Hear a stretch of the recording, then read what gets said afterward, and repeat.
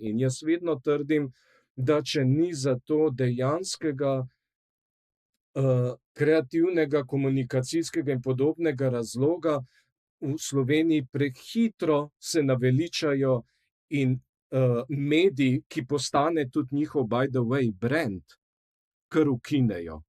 Ponavadi zaradi teh trapastih nekih trajnostnih kvazi razlogov, pa ne vem, kaj še vse. To je pa ena velika izguba in napaka, ki jo delajo. To je še en velik izziv, ki ga imamo pred sabo.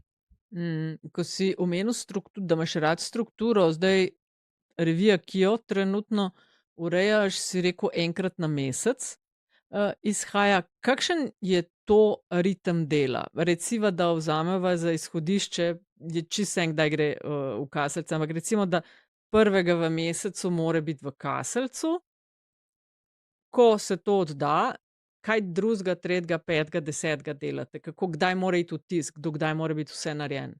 Ja, mi imamo tako, da najprej čez celo leto določimo datum, kdaj gre revija v tisk. Revija gre ponavadi v tisk določeni petek v mesecu.